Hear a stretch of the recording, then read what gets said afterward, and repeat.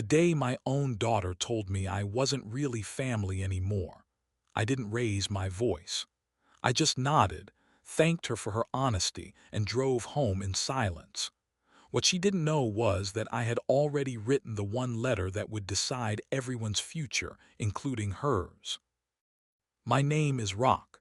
I'm 44 years old, and for 20 years I ran a small construction and renovation business out of Cedar Falls, Ohio.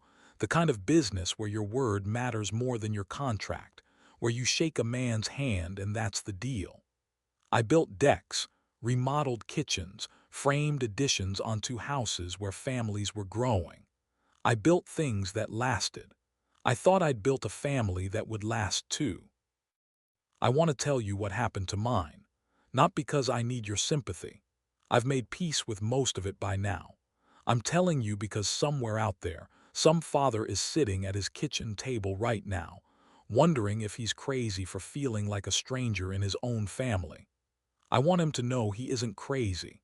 And I want him to know that patience, real patience, the kind that outlasts humiliation, is still the sharpest tool a good man has.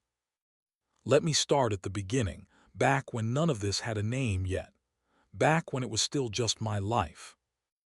My wife Carol and I had been married 19 years. We met when I was framing houses for her father's development company, back before I struck out on my own. She used to bring lunch out to the crew on Fridays, and I noticed she always saved the biggest sandwich for whichever guy looked most exhausted. That was Carol. She noticed people, or she used to. We had two kids. Ryan, 22, finishing up his degree in business at the state university 2 hours away, and Megan, 19, who'd taken a gap year after high school and was living at home while she figured things out, which mostly meant working part-time at a coffee shop downtown and spending a lot of time on her phone.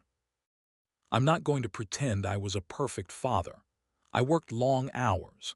I missed some dance recitals and a couple of Ryan's baseball games because a job ran late or a client called with an emergency. But I coached what I could coach. I never missed a birthday. I built Megan a treehouse the summer she turned 8, with a real window and a rope ladder, because she'd cried after seeing one in a movie, and I couldn't stand the sound of my daughter crying over something I could actually fix. I tell you this not to list my good deeds like a resume. I tell you this because it matters for what comes later, because a man needs to know what he actually did, clearly and honestly, before other people start rewriting it for him. Our life had a rhythm to it, the kind you don't notice until it's gone. Sunday mornings meant pancakes, because it was the one day I didn't have to be on a job site before the sun came up. I'd stand at the stove in an old flannel shirt with paint stains on the sleeve, and Megan would sit on the counter stealing bites of batter, and Carol would read the paper out loud in that dry, funny voice she used to have, back before her voice started sounding careful around me. Friday nights in the fall, we didn't miss a single one of Ryan's football games. Not one, even the years he mostly rode the bench. Because I believed a boy needs to look up into the stands and see his father's face, whether he's the star of the game or just another kid in a jersey. We weren't a wealthy family, not in the way people mean when they say that word. I built the business up slow, one satisfied customer telling another, one referral at a time, until Whitfield Renovations had a good enough name around Cedar Falls that I didn't have to chase work anymore. Work came looking for me. By the time all this started, we had a comfortable house, 2 cars that ran, a little bit put away for retirement, and enough left over each month that neither of my kids ever had to think twice about whether there'd be groceries in the fridge. I'm not saying that to brag. I'm saying it because it matters that none of what happened later came from actual hardship. Nobody in my family was struggling. What happened wasn't born out of need. It was born out of something else entirely, something I wouldn't understand until much later, the particular kind of hunger that isn't about having enough, but about wanting to be the one who's in control of what everyone else gets. Carol's mother, Alina, had never fully warmed to me, not in 19 years. She came from a family with old money that had mostly evaporated by the time it reached her, but the manners and the expectations had stayed intact even after the money didn't. She used to introduce me at church functions as Carol's husband, the contractor, in a tone that made the word contractor sound like something you'd apologize for. I never let it bother me much. I figured a woman like Alina needed something to look down on, and I'd rather it be my job than my character. I didn't know yet that Alina had a long memory and an even longer patience, and that she'd been waiting for the right moment for a very long time. The first sign that something had shifted came on a Tuesday in March, nearly a year and a half ago now. Small, almost nothing. Carol and I were at the kitchen table, and I mentioned that Frank Delgado, our family attorney of almost 15 years, had called to schedule our annual estate review. We updated our will every couple of years, nothing dramatic, just making sure everything was current, because that's what responsible people do, especially when they've built something worth passing on. Carol's face did something strange, just a flicker. She said, "Oh, you don't need to worry about that this year. I already handled it." I remember laughing actually. Handled it how? Frank didn't call me. I used a different attorney, she said, not looking up from her phone. Someone your mother recommended. It's fine, Dan, don't make it a thing. I didn't make it a thing. That was my first mistake, if you want to call it that. I trusted my wife of 19 years enough not to interrogate her over a phone Oh call. my I goodness. figured maybe Frank had This retired is or so raised his rates, crazy. or Carol simply wanted a fresh set of eyes on our paperwork. People change accountants. People change doctors. Why not lawyers? But something about the way she said, "Don't make it a thing," sat in my chest for the rest of that week like a stone I'd swallowed. The next strange moment came about a month later. I came home early from a job. A client had canceled last minute and found Ryan home from school on what should have been a Wednesday afternoon of classes. He and Carol were sitting at the dining room table with a folder between them, and when I walked in, Carol closed it fast enough that the papers inside slid sideways. "Hey," I said, "everything okay? Ryan, aren't you supposed to be in Fort Wayne?" "Just came home for a few things," Ryan said, not meeting my eyes. He was normally a kid who looked you dead in the face when he talked to you. I'd made sure of that since he was small, taught him that a man who can't hold eye contact is a man people learn not to trust. Seeing him look at the table instead of at me felt like watching a stranger wearing my son's face. "What's in the folder?" I asked, trying to keep my voice light. "Insurance stuff," Carol said. "Boring paperwork, you'd fall asleep." I let it go again. "I want you to understand something about me.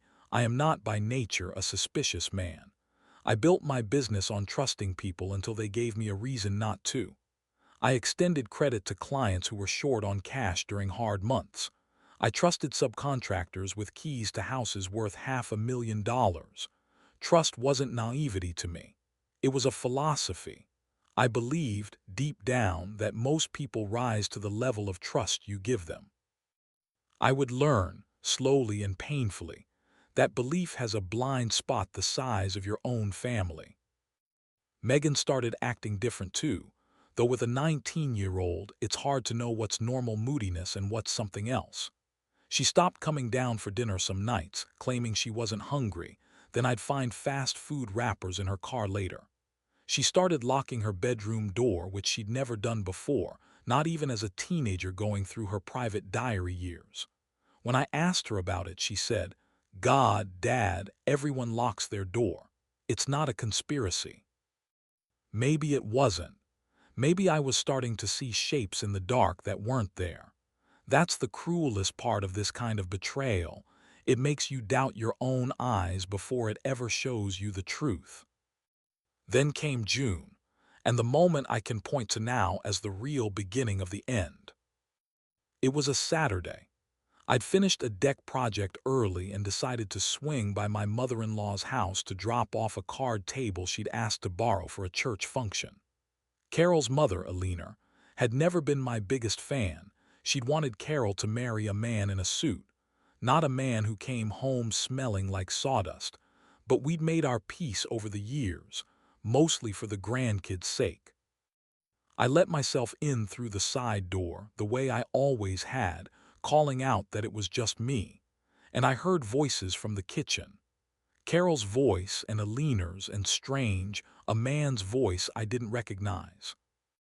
I stood in the hallway for a second, and here's the part I'm not proud of. I listened. Doesn't need to know the details yet, the man's voice was saying. Once probate's filed properly, there's not much he can do about it anyway. He's going to lose his mind, Carol said. There was something in her voice, not guilt exactly. More like exhaustion, the tone of someone tired of managing a problem. That's why we're doing it this way, Alina said. Clean, legal, no mess. I walked into that kitchen and every single face turned toward me like I'd caught them at something. Carol went pale. Alina recovered fastest, of course. She always did. Daniel, we didn't hear you come in. The man at the table stood and extended a hand like we were meeting at a networking event, instead of whatever this actually was. Gerald Osmond, he said. I'm an estate attorney. I've been assisting your mother-in-law with some family planning. Family planning, I repeated. For whose family? Nobody answered right away, and in that silence I understood something had already been decided about my life without my being consulted, and that everyone at that table had known about it before I did. I want to be honest with you about what happened next, because this isn't a story where the father explodes and says something he regrets. I didn't yell. I didn't demand answers right there in Alina's kitchen with a stranger watching. I've learned over 20 years of running a business that the man who stays calm in the room is the man who keeps control of the room. So I just said, I think I'll head home. Carol, I'll see you there. And I left. I drove home with my hands steady on the wheel and my mind anything but steady, turning over every strange moment of the last 3 months like stones I should have looked under the first time. That night I asked Carol directly. No accusations. Just a question sitting across from her at our kitchen table where we'd eaten 10,000 meals together. What's going on with the will? She was quiet for a long moment, and then she said something I will never forget as long as I live. Dan, I think it's time you understood that this family has more moving parts than just the ones you built. I didn't understand what she meant. Not fully. Not yet. But I understood enough to know that whatever was coming, it wasn't going to be small. Over the following weeks, I did what I do best. I didn't confront. I didn't accuse. I built. Except this time, what I was building wasn't a deck or a kitchen remodel. It was a foundation of facts. I called Frank Delgado first, the attorney we'd used for 15 years. I asked him casually whether he still had our old estate documents on file. He did. I asked if Carol had ever contacted him to formally terminate our arrangement. She hadn't. As far as Frank knew, he was still our attorney of record and nothing had changed. That told me something important. Whatever Carol and this Gerald Osmond were doing, they weren't doing it through the front door. I started paying closer attention, not snooping through drawers like some kind of detective in a bad movie, but simply noticing what was in front of me the way I'd notice a hairline crack in a foundation wall. Mail addressed to Carol from a law office in Columbus that I didn't recognize. A voicemail from Alina's number on the house phone that Carol deleted before I got home, but that I could still see logged in the call history. A conversation I overheard between Megan and a friend on the porch, where Megan said, "Mom says once everything's settled, We won't have to worry about Dad being weird about money anymore. Being weird about money. I want you to sit with that phrase for a second because I sat with it for a long time. I had never once in 19 years made my family feel like money was a battlefield. I paid for Ryan's tuition without complaint. I paid for Megan's car, her insurance, her phone. I never once made either of my children feel like a dollar spent on them was a dollar I resented. And somewhere along the way, in some conversation I hadn't been part of, I had become the villain of a story about money that I didn't even know was being told. That was when I called my brother Tom. Tom lives 2 states over, works as a claims investigator for an insurance company, and has a mind that doesn't let go of a loose thread until he's pulled the whole sweater apart. I told him what I'd overheard, what I'd seen, the strange behavior building for months. I expected him to tell me I was overreacting. Instead, Tom went quiet on the phone for a second and said, "Dan, has anyone asked you to sign anything lately? Anything at all? Even something that seemed unrelated?" And that's when I remembered. 2 months earlier, Carol had asked me to sign what she called a boring refinancing document for the house, something to lower our interest rate. I'd signed it at the kitchen table without reading every page, because I trusted my wife, because that's what 19 years of marriage is supposed to buy you, the ability to trust a signature request without treating your own spouse like a stranger. Tom was quiet again. Then he said the words that changed everything. "Dan, I think you need to see a lawyer of your own. Today. Not Frank if he's compromised in any way, someone completely separate. Bring every document you can find." I hired an attorney named Patricia Reyes, a sharp, no-nonsense woman who'd handled complicated estate disputes for over 20 years. I brought her everything, the refinancing document, which I finally read in full and discovered included language transferring partial ownership of our home into a trust that named Eleanor as trustee. I brought her the call logs, the mail, everything I could piece together. Patricia read through it all in near silence, and when she finally looked up at me, her expression was the kind of careful, controlled expression you give someone before you're about to tell them something they don't want to hear. "Mr. Whitfield," she said, "based on what you've shown me, it appears your wife and her mother have been quietly restructuring your family's estate to remove you as a beneficiary and potentially as a legal owner of shared property. The document you signed didn't just refinance your mortgage. It transferred a 25% stake in your home into an irrevocable trust." I sat in that office chair and felt something in my chest go very still and very cold. 25% of the house I had personally framed additions onto. The house where I'd built a treehouse for a little girl who used to run to me every single day after school. Signed away in a document I trusted because it came from my wife's hand. "Why," I asked, and my voice came out steadier than I felt, "would they do this?"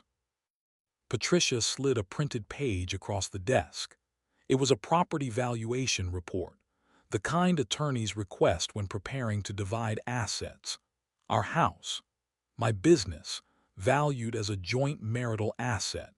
Even a life insurance policy I'd taken out 15 years earlier, back when Ryan was 7 and Megan was 4. Back when the idea of anyone plotting against me would have seemed like something out of a soap opera.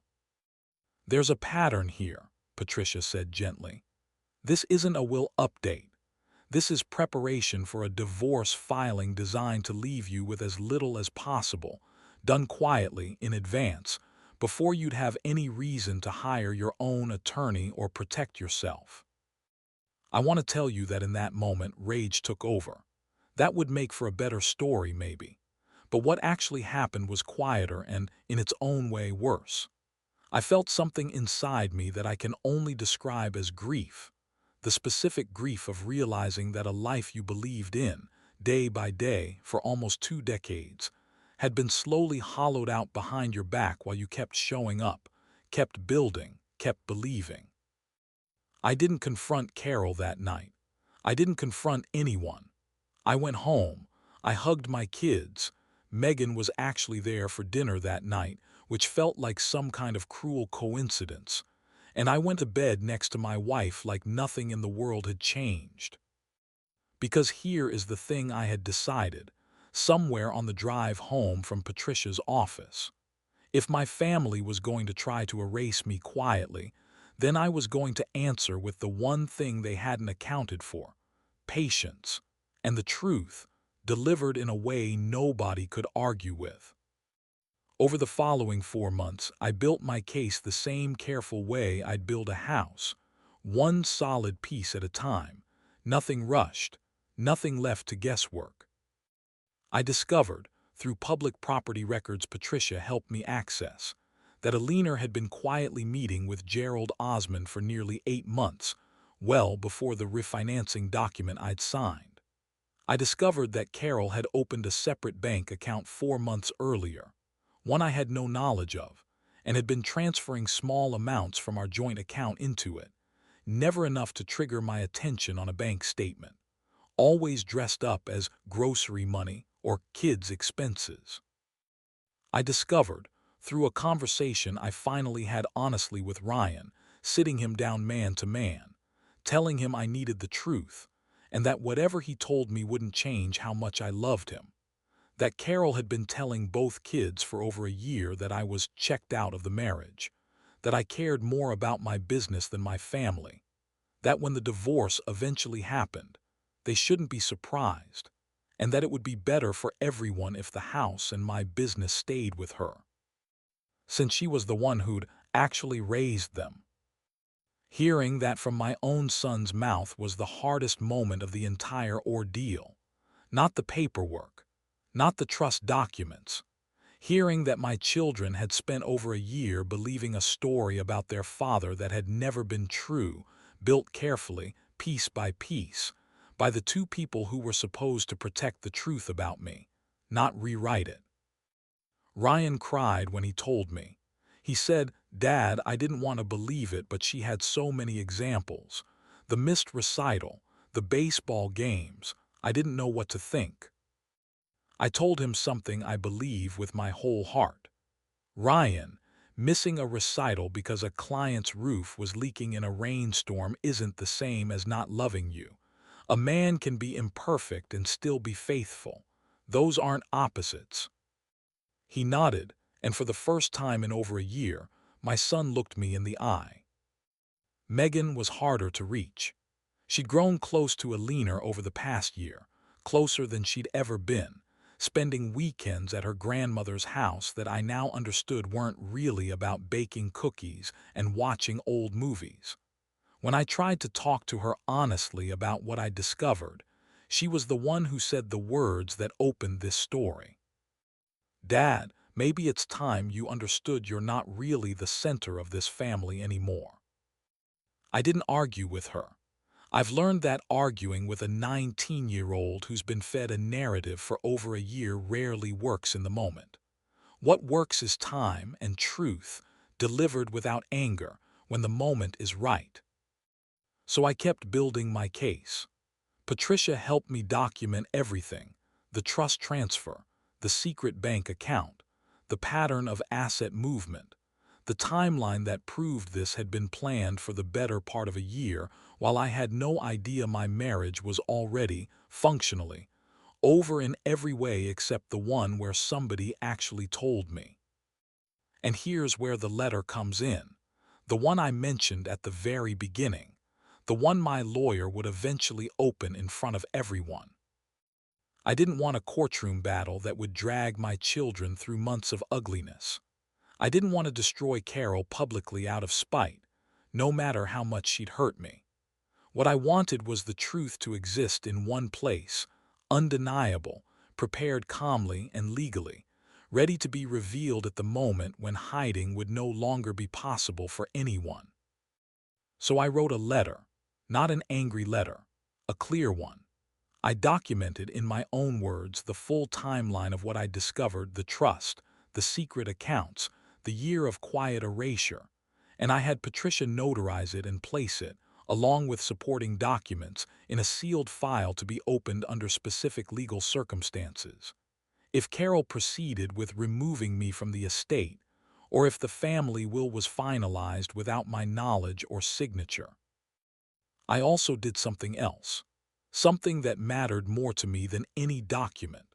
I quietly began rebuilding, not tearing down what I had, but making sure that whatever happened next, my children would have an honest record of who their father actually was, in his own words, not in the version someone else had been writing about me behind my back for over a year.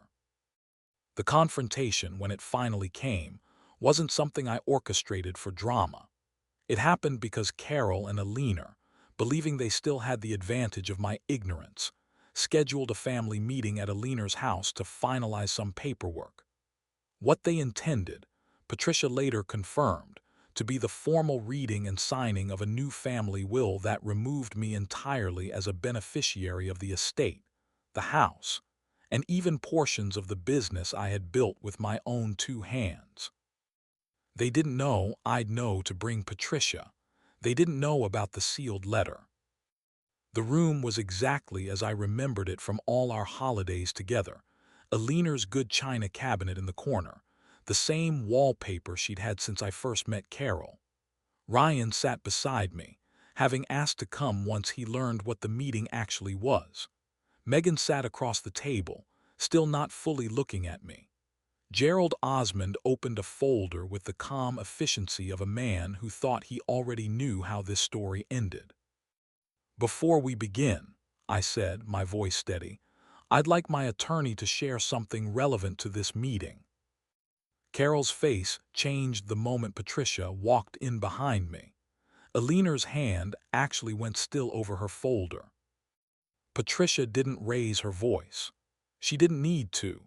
She laid out, calmly and clearly, the timeline, the trust transfer disguised as a refinancing document, the secret account, the meetings with Osmond that predated any conversation with me by nearly a year.